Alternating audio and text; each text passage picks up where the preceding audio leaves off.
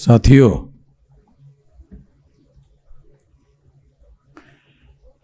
Buddhist international network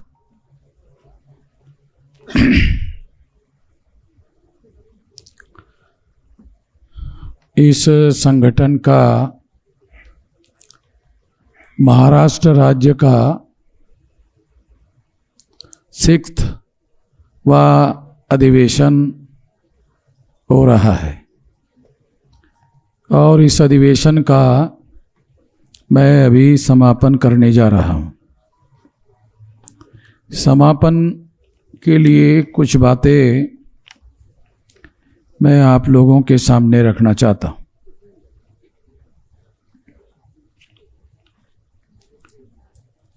साथियों,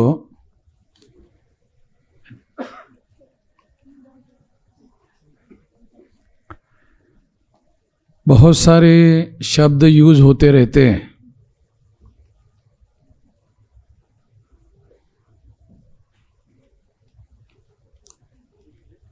उस संबंध में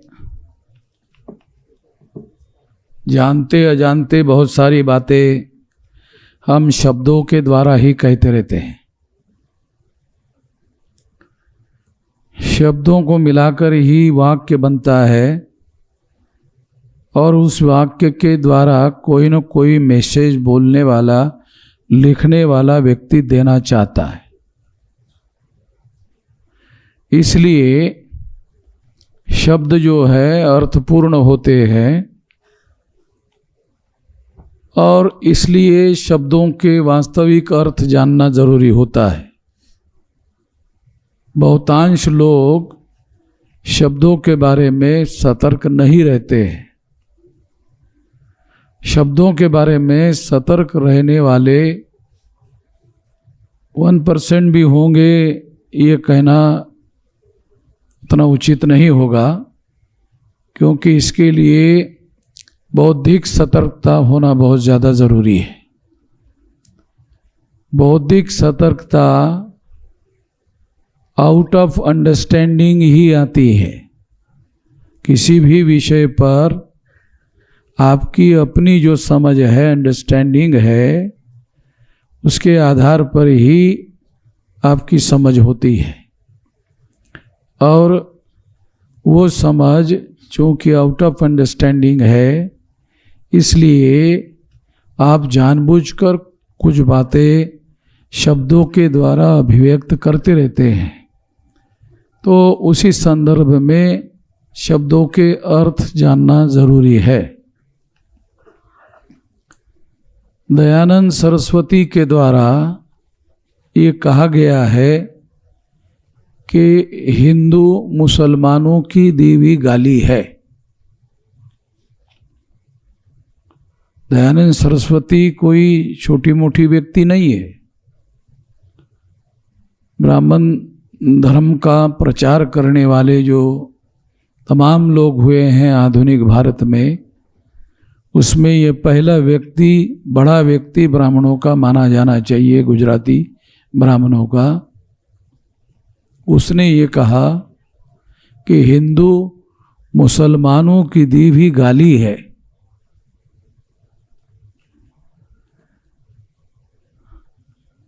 अगर हिंदू मुसलमानों की दी हुई गाली है, दयानंद सरस्वती कह रहे, कोई साधारण व्यक्ति नहीं है।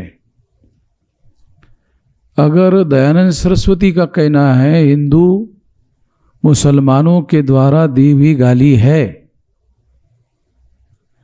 इसके बावजूद भी ब्राह्मण लोग अपने धर्म को, जो खुद एक बड़े ब्राह्मण ने कहा है, उस शब्द को अपने धर्म का नाम ग्रहण करने के लिए क्यों स्वीकार किया और उसी नाम का, उसी शब्द का प्रचार बारंबार बारंबार क्यों करते रहते हैं?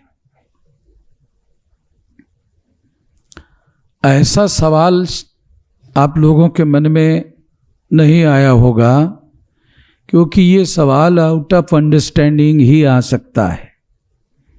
आउट ऑफ अंडरस्टैंडिंग के लिए बैकग्राउंड के साथ स्टडी का होना, अभ्यास का होना जरूरी है। इसलिए मेरा ऐसा मानना है कि हिंदू मुसलमानों की दी हुई गाली है, ऐसा अगर दयानंद सरस्वती कहते हैं तो ब्राह्मण लोग हिंदू शब्द को अपने धर्म के नाम के लिए प्रचार में लाने के लिए उन्होंने क्यों ऐसा किया होगा। निश्चित रूप से इसके बारे में हमारे लोग नहीं सोचते, तो इसको थोड़ा सा जानना होगा, समझना होगा। मैं थोड़ा बैकग्राउंड से थोड़ा आप लोगों को ये बात बताना चाहता हूँ, क्योंकि ये बहुत ज़्यादा अहम बात है। तमाम SC ST OBC के लिए ब्राह्मण लोग हिंदू कहते हैं और हिंदू मुसलमानों की दी हुई गाली है, ऐसा खुद दयानंद सरस्वती ब्राह्मण कहता है। ब्राह्मण इसके बावजूद भी उस गाली को अपने धर्म के नाम पर जोड़कर प्रचार प्रसार करते हैं। उसकी बहुत बड़ी वजह है। उस वजह को समझने के लिए, जानने के लिए, अगर हम लोग हिंदू शब्द जो ब्राह्मण धर्म के लिए ब्राह्मण लोग आज उपयोग में लाते हैं, अगर थोड़ी देर के लिए चर्चा के लिए स्वीकार कर ले कि हिंदू शब्द को उन्होंने प्रचार में नहीं लाया होता, तो फिर कौन से शब्द का उनको उपयोग करना होता। हिंदू शब्द के पहले उनके धर्म का नाम क्या था, प्रचलित नाम क्या था, ज़्यादा प्रचार में नाम कौन सा था। वैदिक शब्द ज़्यादा प्रचार का नाम नहीं था, इसलिए ज़्यादा प्रचार का नाम ब्राह्मणी धर्म था। वर्ण को मानने वाला, जाति व्यवस्था को मानने वाला, अस्पृश्यता को मानने वाला, आदिवासियों को सेग्रीगेट करने वाला, महिलाओं को दास मानने वाला, ऐसे तमाम बातें कही जा सकती हैं, उसको ब्राह्मणी धर्म कहा जाता है। तो ब्राह्मणों ने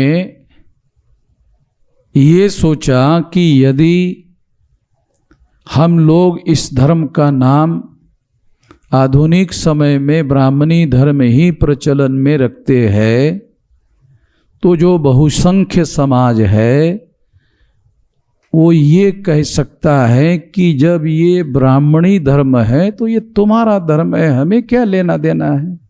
तुम ब्राह्मणों का धर्म है, तुम्हारा धर्म है, हमें उससे क्या लेना देना है।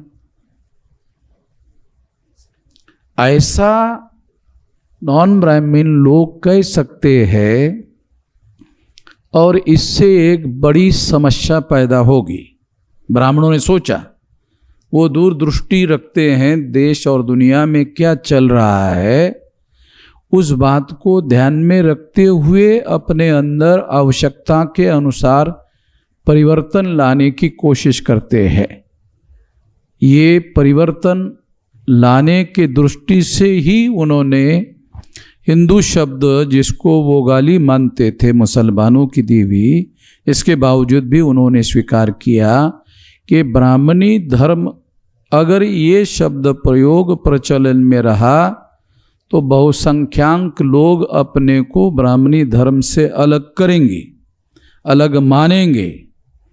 और देश में जो हालात और परिस्थितियां बन रही है अंग्रेज़ों की वजह से, कि अंग्रेज़ों के देश में डेमोक्रेसी है, लोकतंत्र है, और अगर अंग्रेज भारत से चले गए तो वो लोकतंत्र भारत में आएगा, और अगर आएगा तो चुनाव होंगे, और अगर चुनाव होगा तो जिनको ज़्यादा वोट पड़ेंगे वही MLA और MP बनेगा, और जिसके MLA ज़्यादा होंगे उसका मुख्यमंत्री होगा, जिसके MP ज़्यादा होंगे उसका प्रधानमंत्री होगा, और इस तरह से उन लोगों का राज होगा। ऐसा ब्राह्मण लोगों ने सोचा।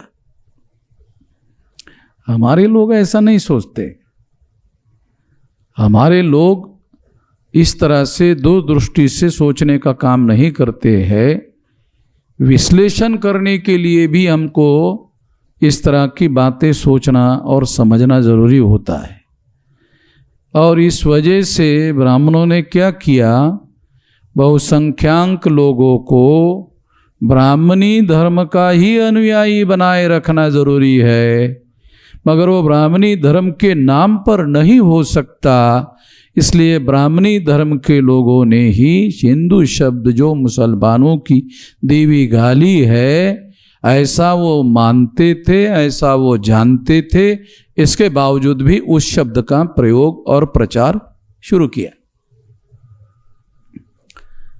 तो ये साथियों,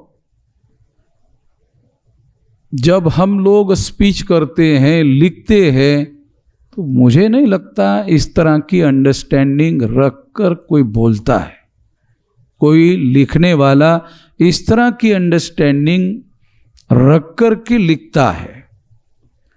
मगर जब हम लोग सारे देश के ही इतिहास को बदलने की बात कर रहे हैं, तो हमें तो निश्चित रूप से बहुत सारी बातों को बहुत गहराई से जानना होगा, समझना होगा और उस मूल बात को लोगों के सामने लाना होगा, ताकि लोगों को जानकारी हो, ज़्यादा से ज़्यादा जानकारी हो और उस जानकारी के अनुसार लोग अपने जीवन में बदलाव और परिवर्तन लाने का कार्य कर सके।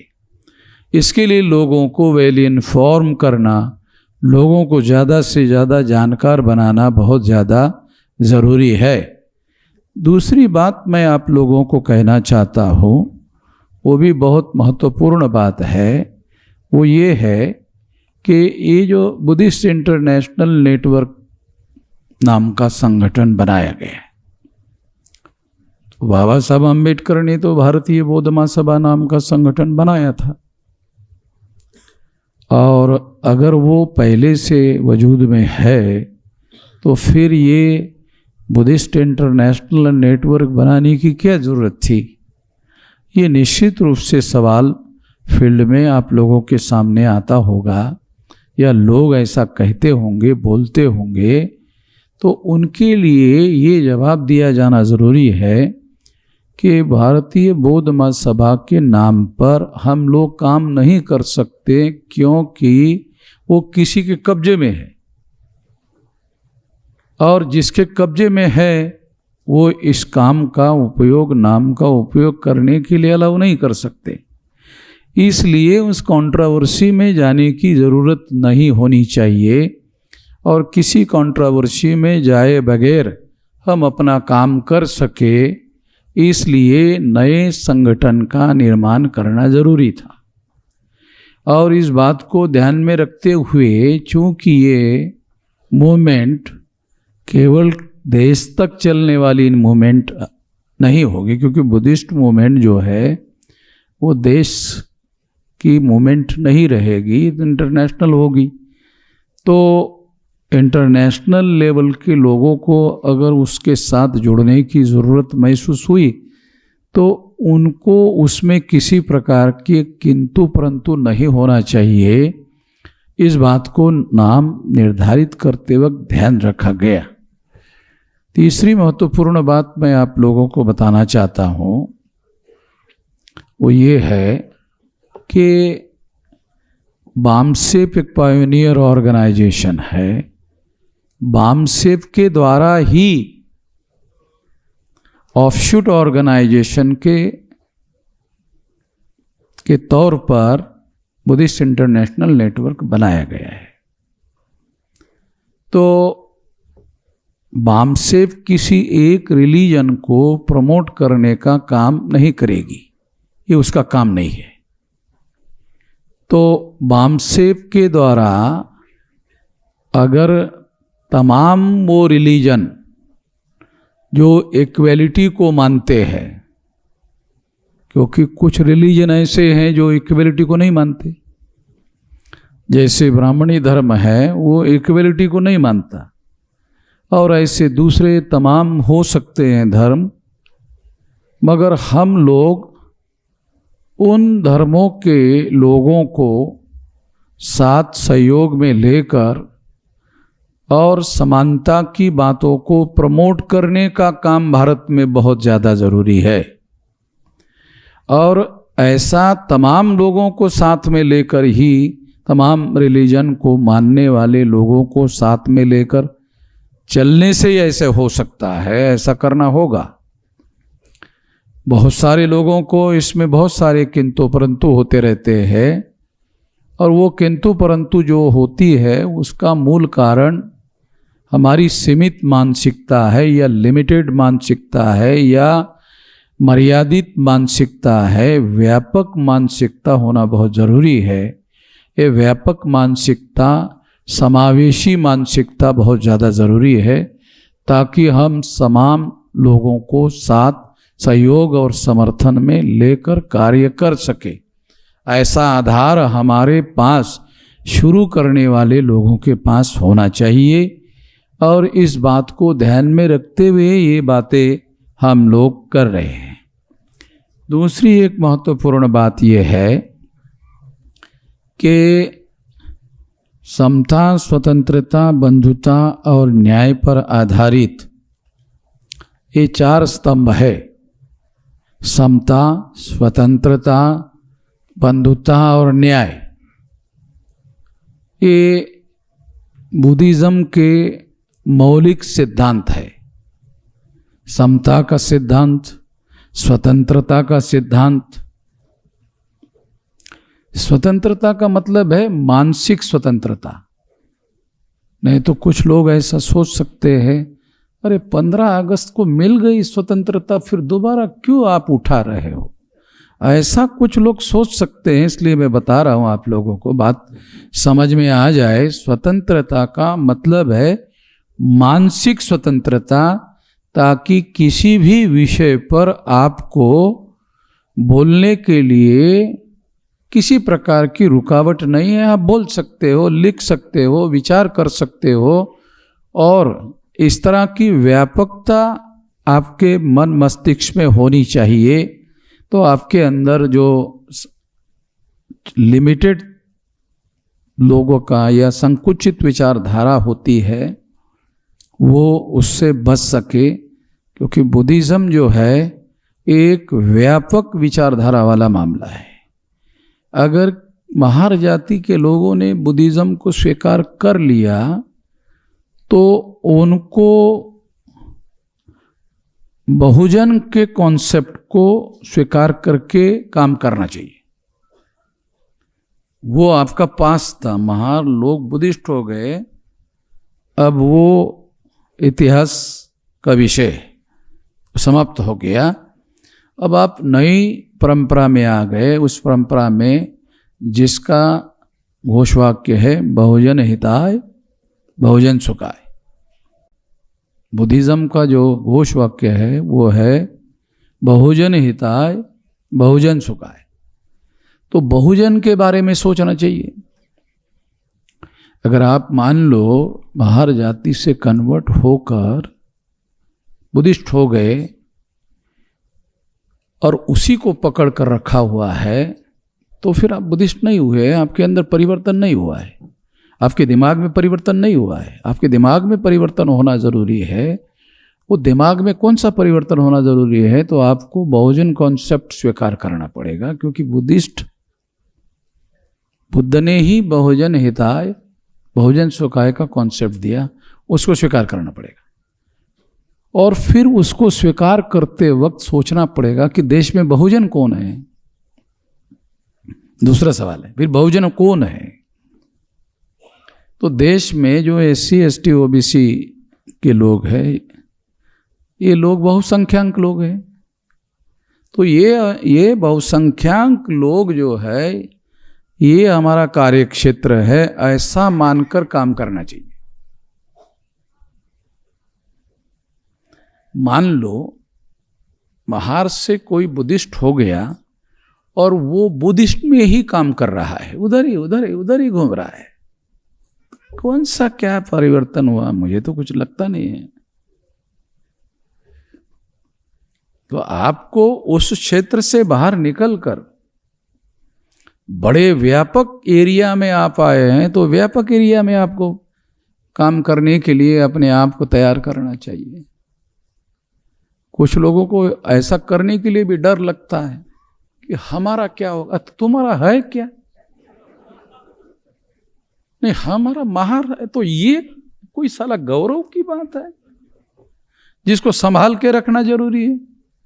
इसको तो जितना जमीन के अंदर जाना चाहिए उसका साला सूंघने के बाद बास नहीं आना चाहिए, इतना अंदर जाना चाहिए। तो वो हमारा पास्ट जो है ये ब्राह्मणिकल सोशल ऑर्डर के तहत निर्माण हुआ है। ये हमारे लिए एक पास्ट है।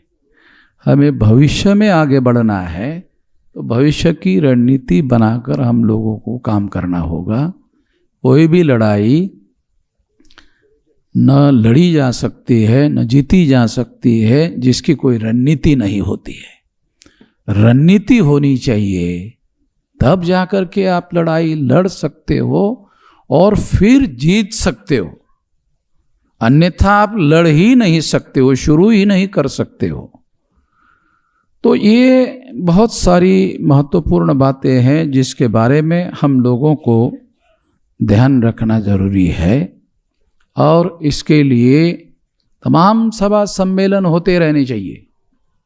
इसके लिए लोगों के अंदर सही कॉन्सेप्ट डेवलप करने के लिए ट्रेनिंग्स होना चाहिए, दिन भर का, 2 दिन का, 3 दिन का, 5 दिन का ट्रेनिंग होना चाहिए।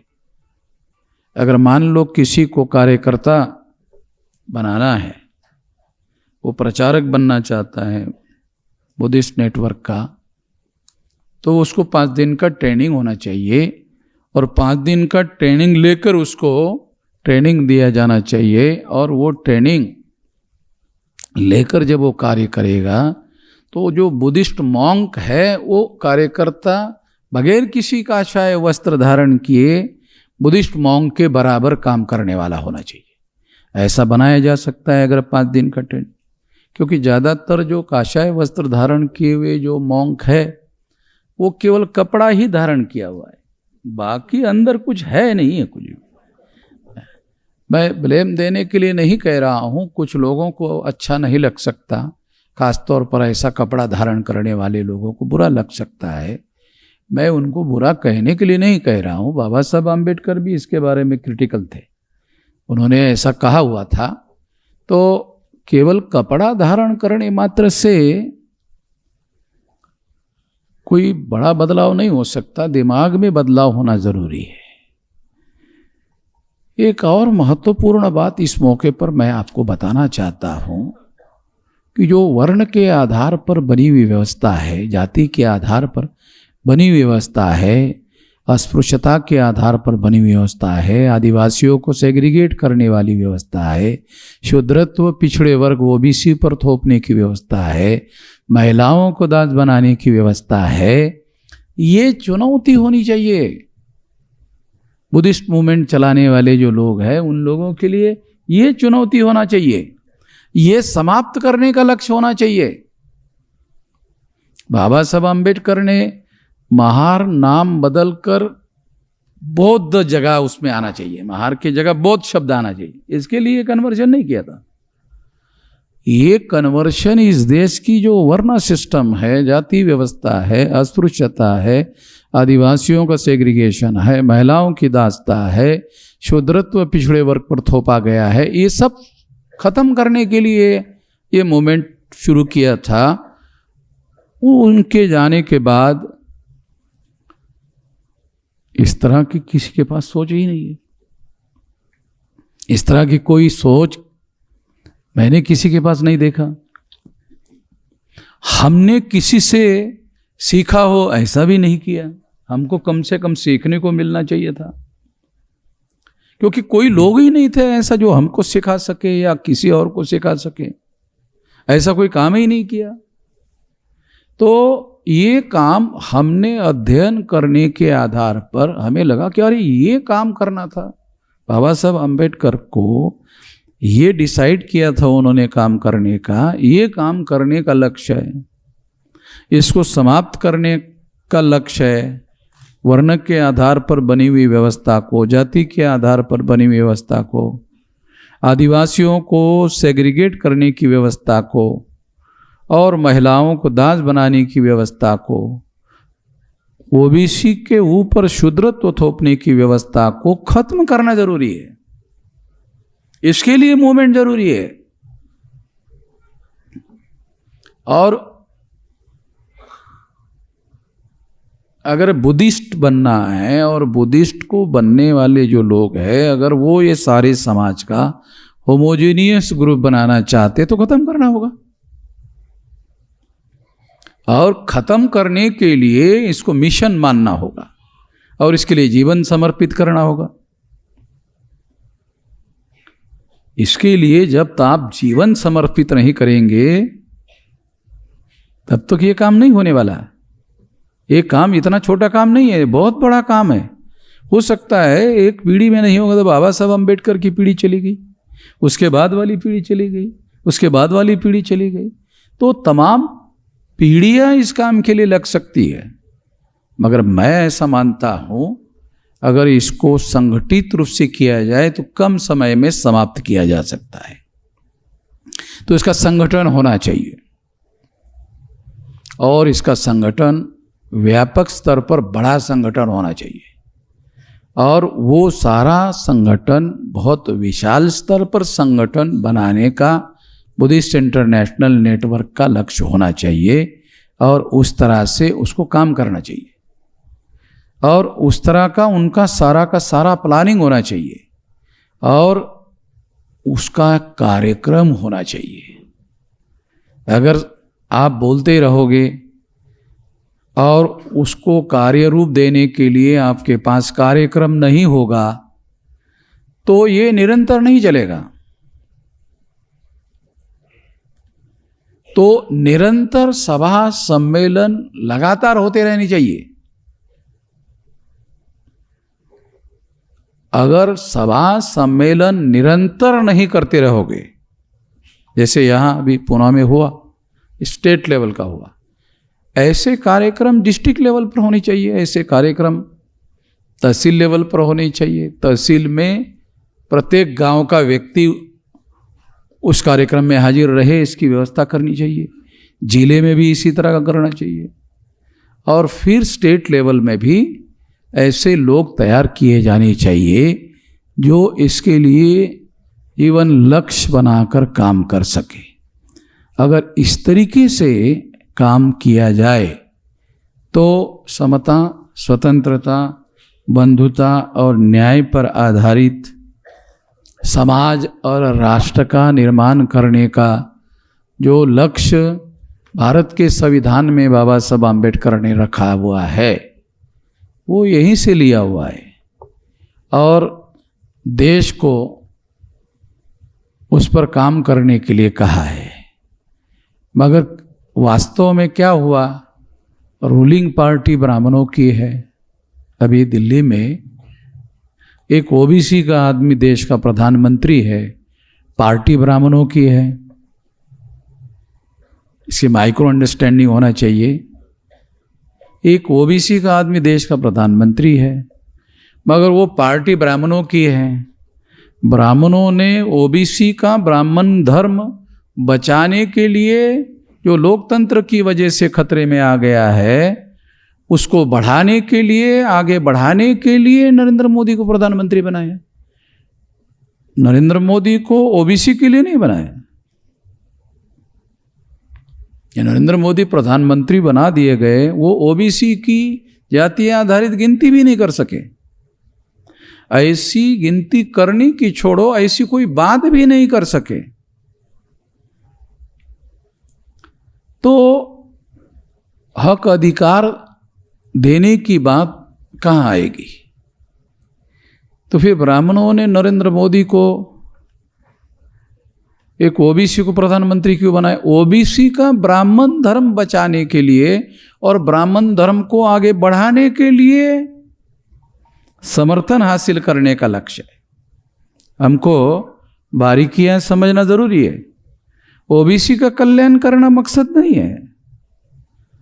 ओबीसी के अंदर जागरूकता का अभाव है और इस वजह से वो इसके शिकार हो सकते हैं, हो रहे हैं। हम लोगों को उनके अंदर जाकर जागृति करने की ज़रूरत है। जागृति करने के लिए हमारे लोगों को प्रशिक्षण लेना बहुत ज़रूरी है। हमारे लोग प्रशिक्षण लिए बगैर जब काम करते हैं तो प्रतिक्रिया ज़्यादा करते हैं और काम कम करते हैं, नुकसान ज़्यादा करते हैं और लोगों को जोड़ने का काम कम करते हैं। तो वो अपनी आस्था को दूसरे के ऊपर थोपना चाहते हैं। इससे बदलाव नहीं होगा। बदलाव के सिद्धांत अलग है, बदलाव के परिवर्तन के सिद्धांत अलग है। तो इस बात को हम लोगों को ध्यान में रखकर स्टडी करके गंभीरतापूर्वक हम लोगों को अमल में लाने की काम करना चाहिए। तो ये बात मैं आप लोगों को बताना चाहता हूँ। और एक बात मैं आप लोगों को बताना चाहता हूँ। ज़्यादातर लोग जो अभी बुद्धिस्ट लोग जो है वो कर्मकांडी है। कर्मकांड करने में उनको बड़ा इंटरेस्ट है। मुझे कर्मकांड करने में, क्योंकि अगर आप मान लो कर्मकांडी बुद्धिस्ट बनते हैं तो समता, स्वतंत्रता, बंधुता और न्याय पर आधारित समाज और राष्ट्र का निर्माण करने का कार्य नहीं कर सकते। ये कर्मकांड करने में आप लोगों को बड़ी खुशी होगी। ज़्यादातर लोग इसी में रहते हैं। जिस मकसद के लिए बाबा साहब आम्बेडकर ने धर्म परिवर्तन किया, उस मकसद को ध्यान में रखते हुए कोई भी काम करना चाहिए। ऐसा काम करते हुए मैंने पिछले 50, 60 साल, 70 साल में मैंने देखा नहीं। तो इससे कोई बहुत ज़्यादा परिवर्तन नहीं होगा। तो हम लोगों को ध्यान रखना है कि हम लोग भी कहीं कर्मकांड में तो नहीं उलझ जाए। संगठन बनाकर हमें ध्यान रखना होगा, धर्मांतर बाबा साहब आम्बेडकर ने जिस मकसद के लिए किया, उस मकसद की प्लानिंग होनी चाहिए, उस मकसद की रणनीति होनी चाहिए और उसके हिसाब से हमारी कार्य प्रणाली हमको विकसित करनी चाहिए। नहीं तो फिर हम भी कर्मकांडी हो जाएंगे। और कर्मकांड करने में क्या होगा, जो लोग बुद्धिस्ट है उनके ही बीच में रहते ही काम होता रहेगा। इससे कुछ नहीं होने वाला। आत्मसंतुष्टि जरूर होगी कि हम कुछ कर रहे हैं, होगा कुछ नहीं।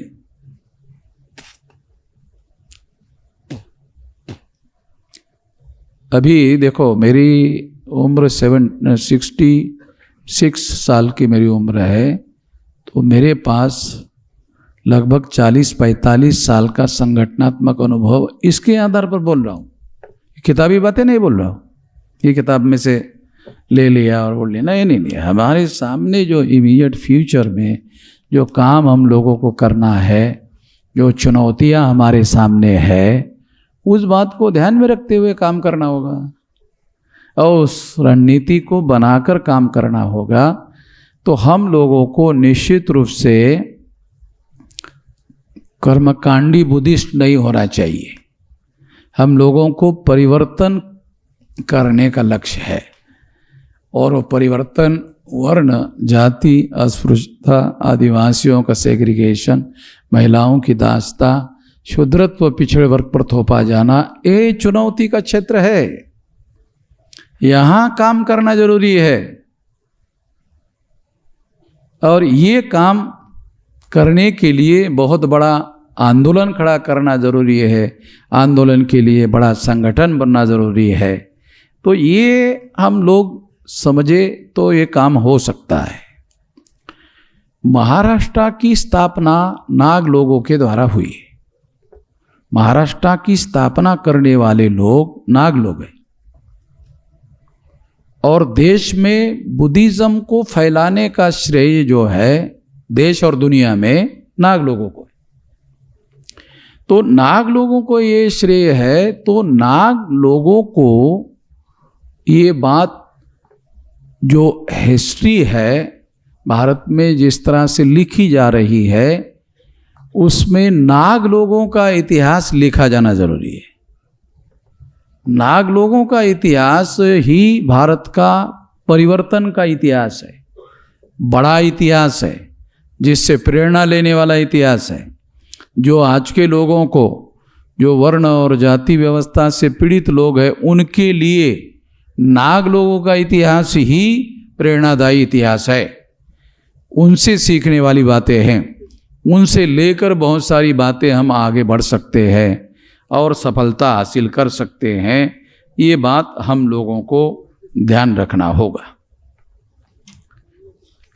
ये जो कुछ लोगों ने गणपति के रेफरेंस में कहा, तो से संबंध में भी एक बात मैं कहना चाहता हूँ।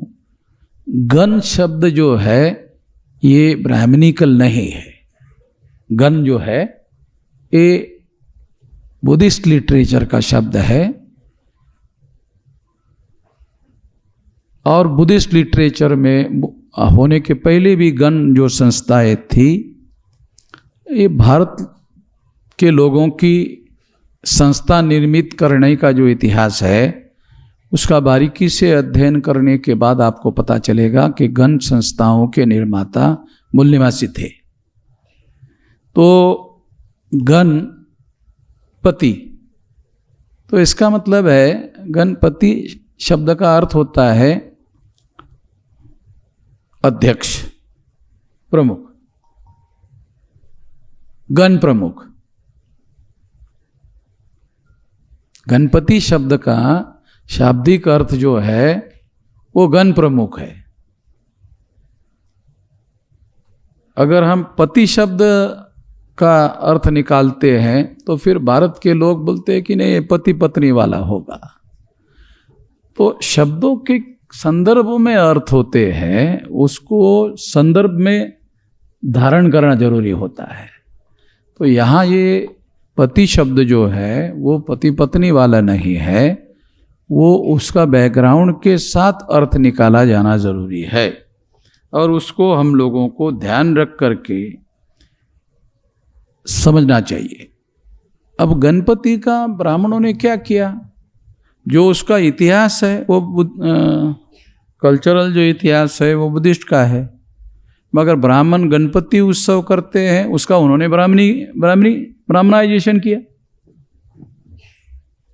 और ब्राह्मणाइजेशन होकर वो क्या करते हैं, वर्ण व्यवस्था के, जाति व्यवस्था के समर्थन में उसका उपयोग कर रहे हैं।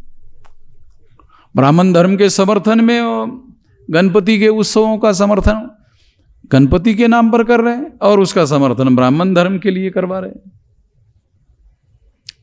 ये बारीकियां जब तक आप अपने दुश्मनों की रणनीति और उसकी जो चालाकियां है उसको समझे बगैर आप अपनी काउंटर स्ट्रेटेजी नहीं प्लान कर सकते।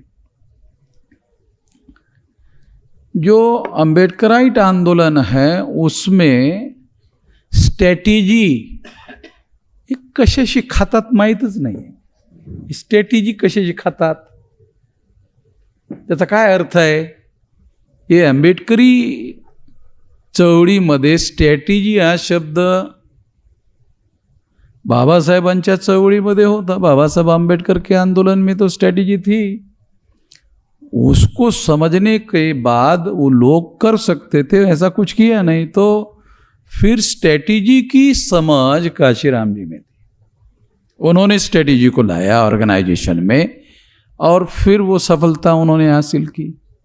तो जो ट्रेडिशनल आंबेडकराइट आंदोलन है उसमें स्ट्रैटेजी कशाशी खातात काहीच माहीत नाही। हा ABCD कल्पना नाही। श्रद्धावान खूप आहेत,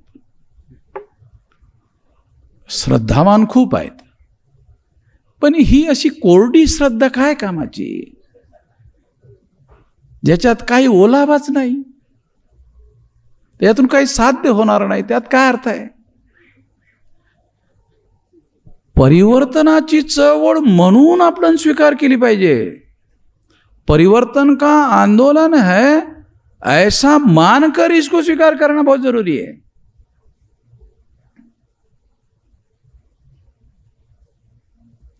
नहीं तो हम रिचुअल करते रहेंगे, कर्मकांड करते रहेंगे सालों साल। अरे पिछले साल हो गए, फिर अगले साल, फिर अगले साल, तो ये तो कर्मकांड होता रहेगा, उससे काम नहीं होगा। हमारे सामने जो लक्ष्य है उस लक्ष्य को ध्यान में रखते हुए हमको निरंतर उस दिशा में एक बहुत बड़ा राष्ट्रीय स्तर का संगठन और फिर राष्ट्रीय स्तर का आंदोलन खड़ा होना चाहिए, ताकि उस आंदोलन के द्वारा ये जो ब्राह्मणिकल सोशल ऑर्डर, वर्ण का, जाति का, अस्पृश्यता का, आदिवासियों के सेग्रीगेशन का, महिलाओं की दास्ता का, शूद्रत्व पिछड़े वर्ग पर थोपने का, ये सारा का सारा खत्म करने का लक्ष्य होना चाहिए। तब जाकर के इस संगठन का कोई मतलब हो सकता है, तब जाकर के कुछ चुनौती भरा काम करने का हो सकता है। तो ऐसा काम होना चाहिए। ऐसा काम करने के लिए हम लोगों को सामने आना चाहिए। और दोबारा और एक बात मैं कहना चाहता हूँ, वो कि महाराष्ट्र का और देश का इतिहास, नाग लोगों का इतिहास सामने लाया जाना चाहिए, क्योंकि जो इतिहास के नाम पर सामने लाया गया है वो इतिहास लोगों को ब्राह्मणिकल सोशल ऑर्डर के समर्थन में खड़ा करता है। नाग लोगों का इतिहास सामने लाया जाना चाहिए, तो लोगों के पढ़ने का, समझने का, अंडरस्टैंडिंग डेवलप होने का सारा तरीका जो है बदल जाएगा। ऐसा हम लोगों को करना चाहिए। और अगर हम ऐसा करते हैं तो निश्चित रूप से मुझे ऐसा लगता है कि लोगों की मानसिकता में, लोगों की साइकी में, लोगों के विचार करने के तौर तरीके में बदलाव आएगा। तो ये काम हमको करना चाहिए। इस मौके पर बहुत सारी बातें कहने के बजाय इतना ही मैं कहना चाहता हूँ। आपने मेरी बात ध्यान से सुनी, इसके लिए आभार, धन्यवाद।